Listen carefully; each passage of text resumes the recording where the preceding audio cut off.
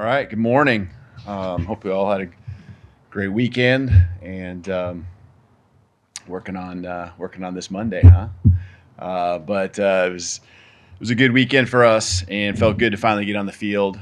Talked a lot about it, and I think you guys were running out of questions to ask at some point here because it was the same ones and not much to go off of with all the new staff.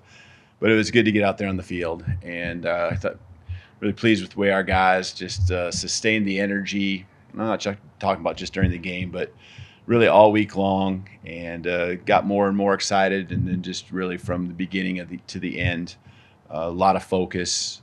We got a lot of guys on the football field, and really felt like they were all ready to go. And again, never going to be perfect, but and a lot of things we can work on. But I appreciate just where we're at right now, and it kind of tells us where we're at and what we need to be taking to the practice field here this week. But a lot of different things popped up. I think maybe even a question or two has been asked just about the communication and how that headset thing all went down at the beginning. That was something, you've had crackles and you've had times where it goes down for maybe 3 seconds, but just really having to change things up there, that was new. I think by play 2, we had our left tackle, left guard, and center all out of the game for play 2. So some interesting moments in there, but just guys really worked through it, just keeping their poise. That includes coaches, Coach Sheridan having to come down from the press box and then go back up and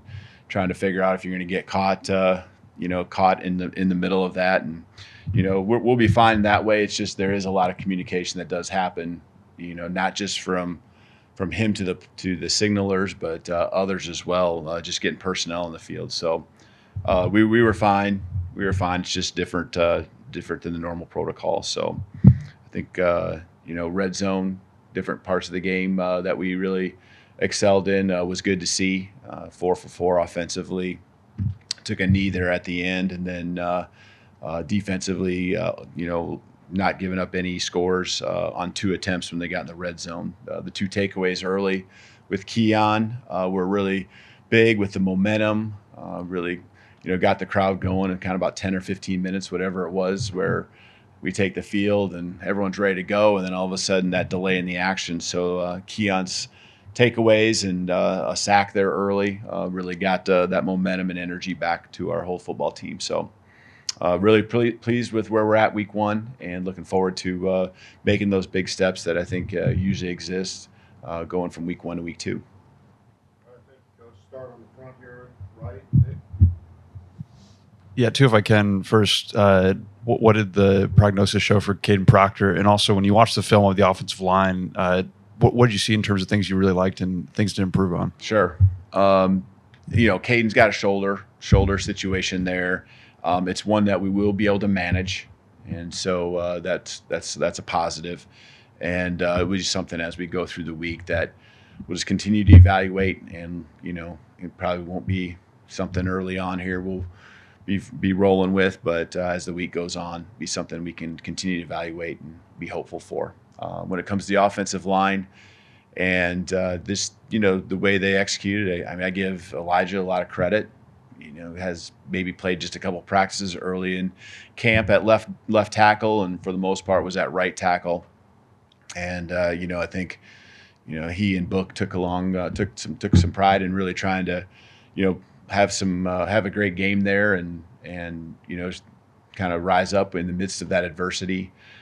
There's the big touchdown to Justice where we pulled both the right side, right guard, right tackle. That was fun to see, because I thought there was some physicality on the front side, and then the pull doing a good job of adapting to what the defense was doing, and the trust that I think exists is probably something that's undervalued. The trust from the first puller to the second puller, and also the second puller to our tailback with Justice carrying the ball. So, that comes through repetition. That comes through talking about it. Protection wise, they got to us early. With this 1 sack, but for the most part, I think our quarterbacks really felt comfortable back there. There was times where we picked up the protection, and I know Jalen had that explosive run there when we were deep in our own territory. that's, a tribute to the offensive line and our tailback all doing their jobs, Jalen trusting it. And when the seas parted, kind of abort the pass attempt and go take off and use your legs. And that's what I love to see from him on that play. Stay on the right, Charlie. You've mentioned how you watched all of Jalen's games last year. Just how did you see him progress after the South Florida game over the course of the season last year? How did he? Okay, I see. From last year's game at this point, yeah. I thought being decisive at the end of the season was something that I was really, wanting to make sure he carried over. Just playing ball, finding ways to move the chains. You get so caught up in this play, you're supposed to read it right to left, or you're supposed to read the safety, and there's so many things with checks. And then there's a point where you just got to go play ball. And I think that that's something that he just got more and more accustomed to. And I felt like that was what he did on Saturday. There wasn't a lot of opportunities. He didn't take that many snaps. He threw it less than 10 times. And so not a big sample size there. But when he did have those opportunities, I thought he took off. I love the touchdown pass to Kalen, where he stepped up, was decisive, had his eyes downfield. He can run with the football, but hit the eyes of the defense being on him, flipping it out there and making a really accurate pass. And again, those are things that are undervalued. Kalen being able to attack the ball and hit it on the run, kind of having a feel of where the defense was at. There's people at his legs, Kalen's legs. And so that's the difference between a 6, 7, 8, 10-yard gain and a touchdown. So just little subtleties like that, I think, were things I was impressed with Jalen. And, couple times here and there. You only had 2 incompletions. And so, you're really getting down to what can we have done on those 2 incompletions. Communication, just always trying to make that better. I thought it was really good, but always trying to make it better. Communication to the line, all the way across the board. Coming on the sideline, I really enjoyed getting with him on the sideline. Thought he was really locked in. The iPads and all of that. I really thought he utilized that to his advantage along with the rest of our staff, both sides of the ball. Really kind of a game changer when you look at it and getting that instant feedback, that instant information to confirm what you thought happened and be on the same page and be able to move forward. So, again, some good steps, obviously early in the season. Katie on the left front row. Kane talked about how important it was going to be for guys to have to manage their time this week, with this being the first kind of real game week, Sunday to Saturday.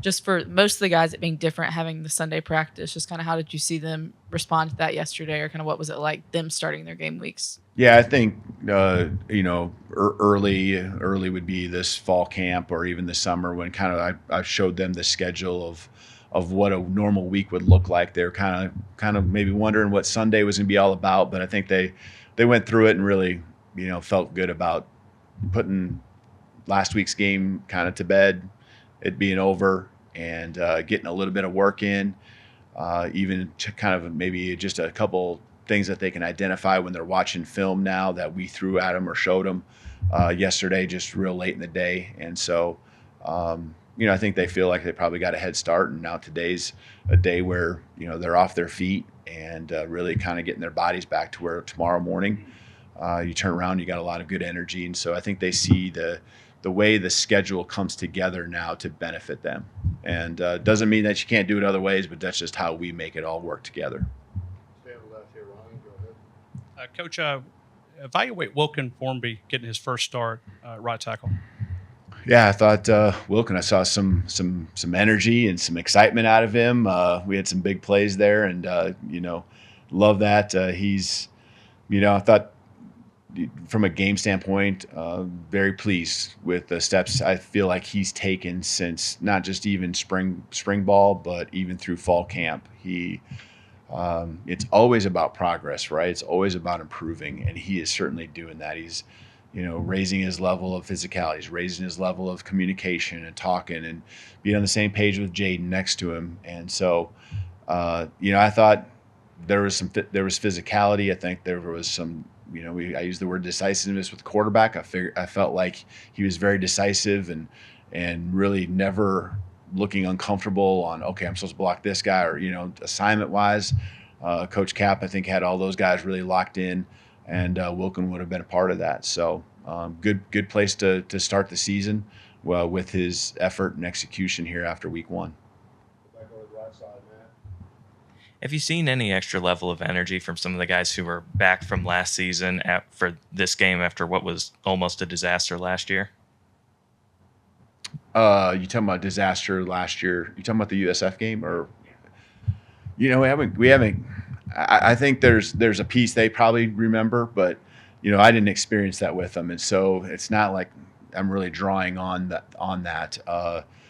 Reminding them that it was a closer game, and that falls in line with what one of our pieces of our program is, to respect all and fear none. And so that respect factor was there this last week. It's going to be there again this week. And I'm sure that there are certain guys that went through that, as you're suggesting, that have that a different type of determination on top of what we're trying to do with this 2024 team. But I think we're really trying to make it about this season, this team, and trying to take the next steps that are necessary here going into week 2. Go to the left side, Tony. We don't see very many jersey alterations around here. What was the decision to put the C's on the captain's jerseys, and did you get any pushback from maybe some of the real traditional boosters or fans or anything from that? I haven't, because they probably hadn't seen it and known about it till the game, right? So, but that still hasn't happened since. I think the tradition before, right, was more of the captains at the end of the year. So there was something that you weren't going to do during the season. Just kind of something that I've done wherever I've been.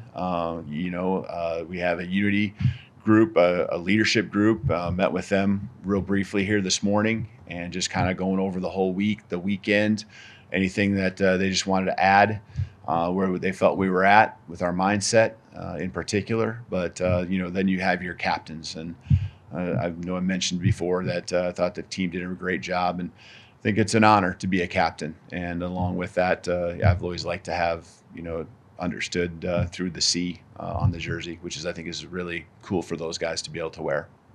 Stay on the left side with Steven. Coach, to get 3 running backs into the end zone, like, what confidence does that do for the offensive line and also that whole running back room? Yeah, and a couple of them were explosive plays. So I think it's confidence all around. It's confidence that the offensive line will make those seams for you, and the jams play. Just a lot of chaos happening out there with our guys hitting blocks and moving people. And jam hitting that seam, and just both goes both ways. If we get our job done offensive line wise, the tailback's going to do his. If I read it right as a tailback, the offensive line's going to fit the blocks up right. So that's running for 300 plus yards. That's something that I don't take lightly. And it's tailbacks, it's Jalen, both quarterbacks actually did a nice job when they're time came to go make plays. And so there's a lot of threats. People, I think, have talked a lot about our threats on the outside, and how that's going to look, and that will continue to evolve as we get more opportunities to throw the ball. But it all, the game was meant to be played one way. You wear pads for a reason. It's because it's a physical game, and so running the football is really important. We got 2 in the back room on the right. Let's start with Jamie, and then we'll go to Ryan.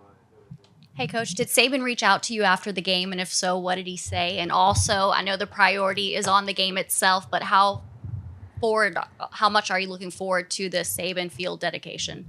Yeah, it's we talked actually before the game. He gave me a call on Thursday, and that was really cool for the guys. And he wanted me to pass along that he's thinking about him and wishing him the best, and going to be rooting for him. And you can just tell how much he cares about not just the program, but the individuals within it. So wanted to make sure I passed that along, because I think that was important for them to hear, important from both ends. And so, and it's going to be an awesome night, having the field named in honor of Coach. And that's really, really something special. It's one of those things where you're going to play in it and what's happening, but being a part of the ceremony is something the team really can't do. We're in the middle of probably pregame meal and some of those type of prep work, but just to have that, the whole honor for Coach Saban, everything he's done here. I know how much that will mean to him, and And it's something that I know we have a lot of respect for, and going to make sure that we continue to do everything we can to make it our house and protect our field here on out, just like it's been in the 17 years that he was here. Ryan, go ahead. She took my question. Coach, the long ball with Ryan Williams, 2 catches, 2 touchdowns. Obviously, you want to see that.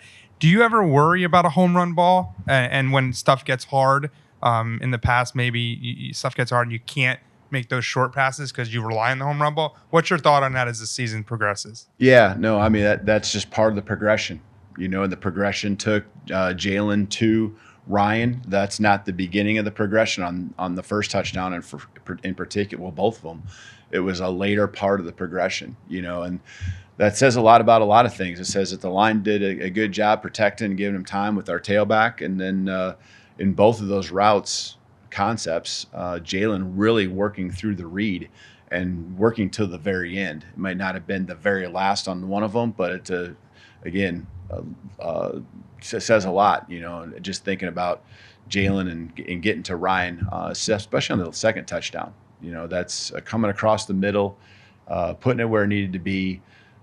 Confidence, as a receiver when you're running across the middle like that your quarterback's, not going to put you in a bad spot, so Ryan can just focus on the football, and then breaking tackles too, 2 guys right there. So I don't feel like we rely on the long ball. I don't feel like that's what our offense is about. I feel like it's a progression, but there are usually big play opportunities that are built within almost really most of the concepts that we have, and situational stuff too. You're trying to move the sticks and you only need a few yards. Maybe there's not as many balls that are going to go down the field. That's just situational awareness for our quarterback and also our play caller. But we want that. We want that threat. We want the defensive coordinator, the defensive side of the ball that we're facing, to always be fearful of someone could get down the field behind them. And that helps us stretch both horizontally and vertically the coverage that we're seeing. We got time left for just 2 more questions, so we're going to start on the left here with Joe. Coach, South Florida's known for its tempo. What's going to be the team's approach, and how are you preparing for that this Saturday? Yeah, we saw changes of tempo this last week, and that's something that we'll be certainly focused on. It's hard to simulate that in practice. We do have, I think, different ways you can do that within your scout team, and communication, substitutions. You got to be really on your game as a coaching staff, and the players being ready to find those opportunities where you can sub in, whether it's a different package or just someone needing a breather.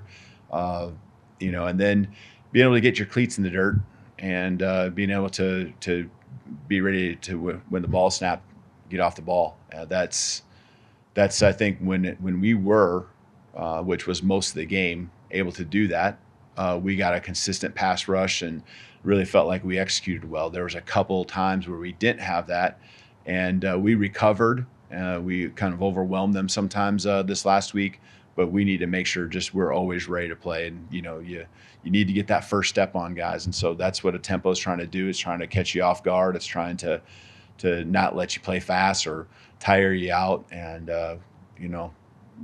Coach Womack, he's seen it. He's very experienced. So is our staff. They'll all do a good job of preparing the guys this week. Ariel, all into that. Coach, after you post a shutout win, both sides of the ball doing their jobs, but I wanted to ask you about the specialists and what did you think about those guys on how to continue growing, specifically with the punt and kickoff return? Yeah, that was, Burnup's just had a really good fall all in all, and it did not surprise me that he was over 50 yards per kick. Did a nice job all night long. The snaps were all really good. Made all our kicks, the coverage units and everything. Got more touchbacks even as the game was going on. So I think our guys just got more uncomfortable. That was across the board, but it's specialists, especially the new ones that are, the kicking piece that maybe haven't played in Bryant Denny before. Those guys getting more and more comfortable. Those are valuable reps for them. So even just extra points and just feeling what it's like, the depth perception and all that comes along with each stadium, but there should be a home field advantage piece to playing in your own. So all that stuff I thought was done at a high level, and so they've worked hard for it, and we expect big things out of them all year long. All right, thank you. Awesome, thank you. Roll Tide.